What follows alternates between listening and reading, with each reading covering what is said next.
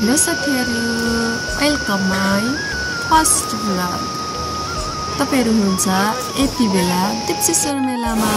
Hello नमस्ते साथीहरु, म पुगे यति बेला दीपसेश्वरको तल रहेको यो सूर्यकुण्ड नदी।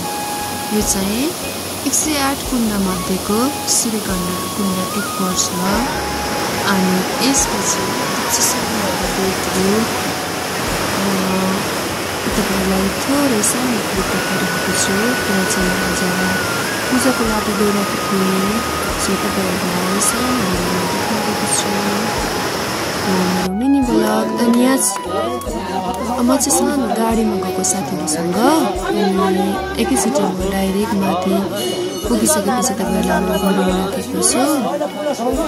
मेरो भिडियो बनाउने छोरी थियो, आमा छोरी गइरहेको थियो, साथीहरू हामीसँग गाडी लिएर गएको थियो। अनि यहाँ चाहिँ आफै उत्पत्ति भएको पशुपति दोस्रो पशुपति भनेर भनिन्छ। यहाँ चाहिँ आफै उत्पत्ति हुनुभएको शिवलिङ्ग भाँसिन्छ। अनि यहाँ त्यो चर्च छ। अनि म घरबाट सबै सामानहरू लिएर गएको थिएँ, नरिवल, अनि त्यसपछि अनि अबिरहरू चाहिँ यहाँ चढाइँदैन, ज्योतिल चढाइन्छ। अनि ज्योतिल चाहिँ चढाइसकेपछि सबै सामानहरू चढाइसकेपछि मसँग रहन्छ अगरबत्ती, अनि त्यसपछि दिया लिएर गएको थिएँ आमा छोरीको लागि। अनि हामी बाहिर निस्केपछि मात्रै हामी दिया चढाउँछौँ। अनि त्यसपछि छोरीले दर्शन गर्छ। अनि छोरीले दर्शन गरिसकेपछि सबै फुलहरू चढाइसकेपछि दुध त म चढाइसकेको थिएँ। अनि हामी जान्छौँ बाहिर दिया बाल्नको लागि। अनि म यहाँ चाहिँ दिया बाल्दैछु, अनि आफ्नो उस माग्दैछु। हेरौँ उस कतिको पुरा हुन्छ, त्यसपछि म हजुरहरूलाई फेरि नेक्स्ट टाइम सेयर गर्छु। अनि म दिया बालेर सकिसकेपछि आफ्नो उस मागिसकेपछि छोरीले दिया बाल्छ।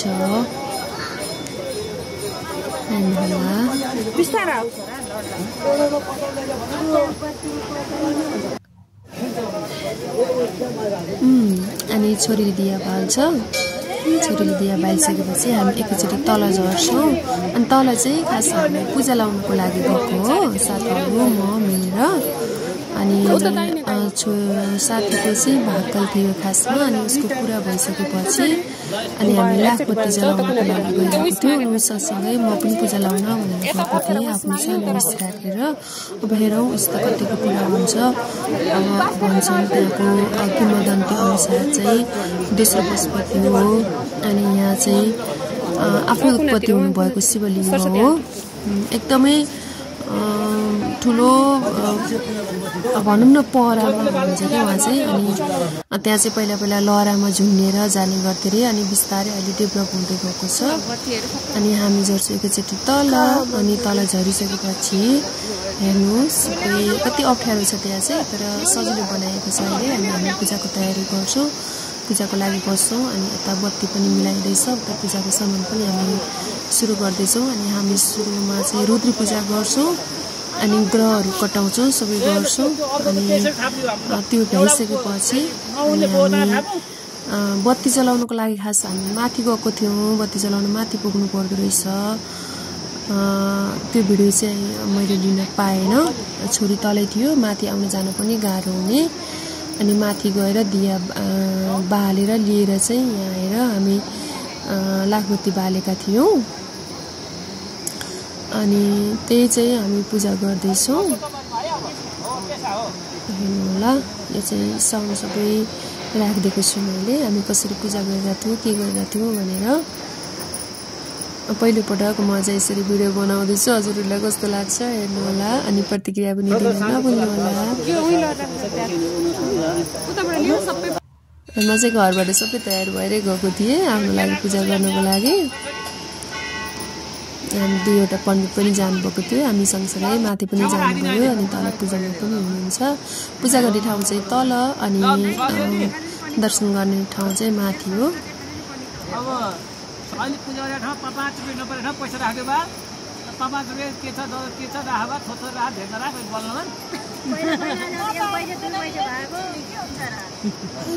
सबै ठाउँमा पैसा राख्नु भन्दै हुनुहुन्थ्यो पण्डितजीले। मैले यसो हेरेको त खुला पैसै रहेनछ कि मसँग, ठुल्ठुलो पैसा मात्र रहेछ। अनि एउटा ठुलो पैसा लगेर सबै ठाउँमा छुपाएर लिएर राख्नु भन्नुभयो पण्डितले। अनि म त्यही गरेको थिएँ।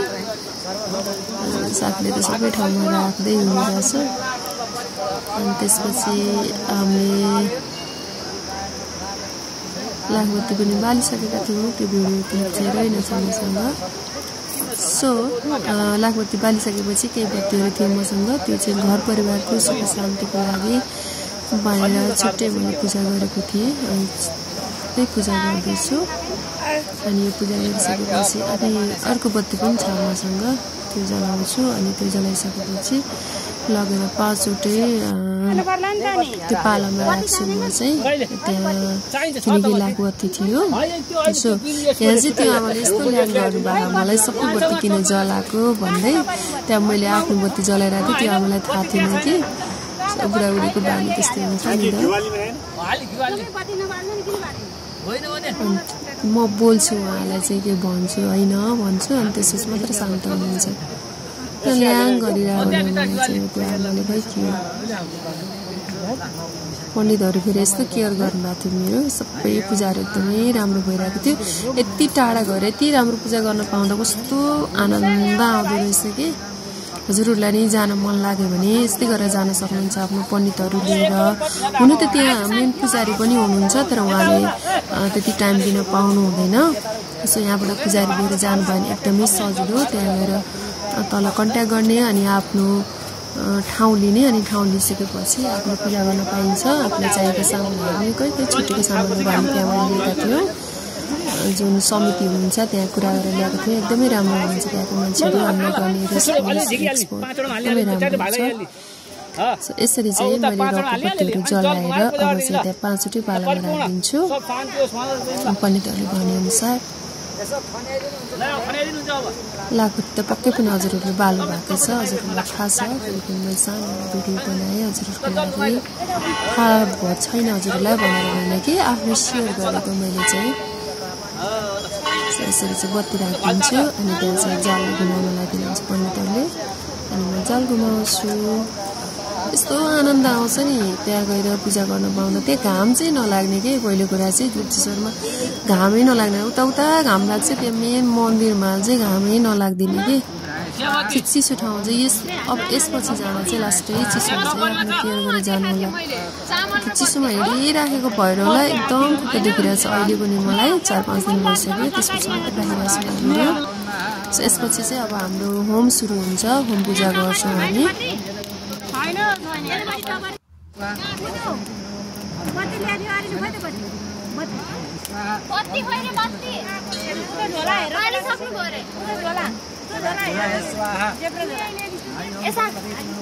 हजुरहरूलाई दुप्चेश्वर मन्दिरको किंवदन्ती हेर्न मन लाग्छ, बुझ्न मन लाग्छ भने सर्च गरेर पनि हेर्न सक्नुहुन्छ। गुगलमा पनि छ, युट्युबमा पनि छ, यसको भिडियोहरू हेर्न सक्नुहुन्छ। मलाई सबै कुराहरू भन्न त आउँदैन, तर थाहा चाहिँ कति कुराहरू भयो।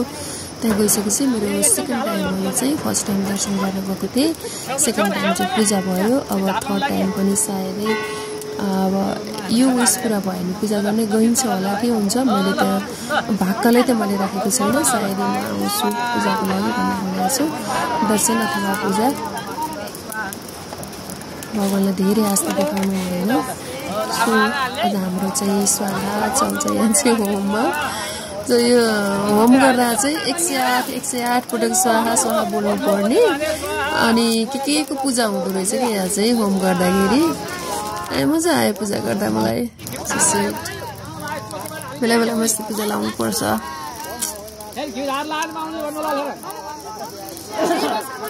छोरी फेरि भोक लाग्यो भनेर भिडियो बनाइदिनु नमानेर जबरजस्ती अलिअलि भिडियोहरू बनाइदिएको थियो। सबै भिडियोहरू त छैन, बिचको भिडियोहरू।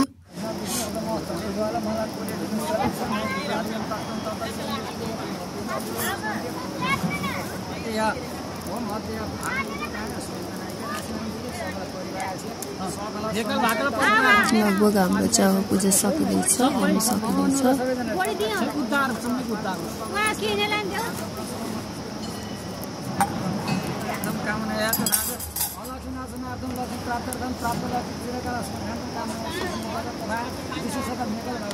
पछाडि त्यो बत्तीको तातो धुवा अनि अगाडि होमको तातो अनि त्यो धुवा बीचमा यस्तो गाह्रो भइरहेको थियो। फेरि पनि खप्नु सकिने कि भगवान सम्झिसकेपछि त्यहाँबाट शक्ति पाउने हो।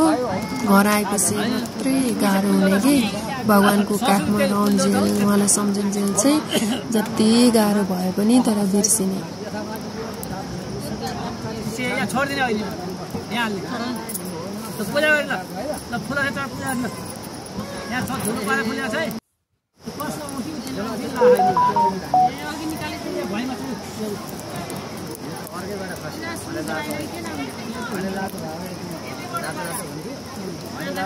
मेरो चाहिँ यस दिनमा माथि बत्ती बालेर झरिसकेपछि मैले मेरो औँठी चाहिँ चिया खाने बेलामा मैले खोलेको थिएँ कि खाने बेलामा लगाउनु हुँदैन भनेर त्यतिकै बिर्सेछु कि होम गरुन्जेलसम्म औँठी नै छैन हातमा। हेर्नु न अब कार्यसिद्धि हुन्छ कि हुँदैन थाहा छैन, सकेसम्म होस्।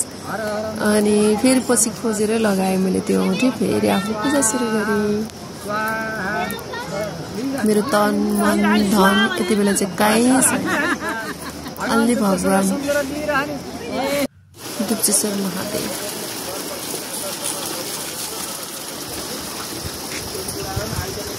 अनि यसपछि चाहिँ हाम्रो पूजा सकिन्छ। अनि पण्डितहरूले टिका सिका लगाइसकेपछि म हात मुख धुनको लागि, पानी पिनको लागि, फ्रेस हुनको लागि म तल झर्छु। अनि सँगसँगै छोरी पनि खान जान्छ, मेरो भिडियो बनाइदिरहेछ। सो 3वटा धारा छ यहाँ। त्यो जल अर्पण गरिसकेपछि पानी आफू फ्रेस भइसकेपछि अनि एउटा टिकटक बनाउँछु। टिकटक बनाउँदा छोड्नु भएन मैले साथीहरू उता मिलाइरहेको छ सामानहरू। अब हिँड्नको लागि तयार हुँदैछ। म चाहिँ यहाँ के गर्दैछु भन्दा भिडियो बनाउँदैछु टिकटक।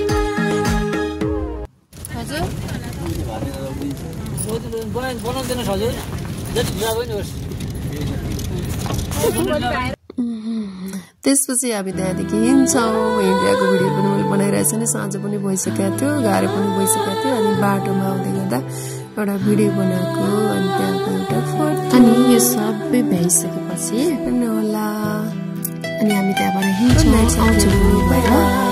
हजुरहरूलाई लास्टमा सानो पोस्टहरू राखिदिएको बाटोमा आउँदा खिच्दै गरेको थिएँ। अनि खोलामा जुन सूर्यकुण्ड छ त्यहाँ चाहिँ आमा छोरीको मेरो फोटोहरू पनि लिएका थियौँ। सो हजुरहरूको लागि यो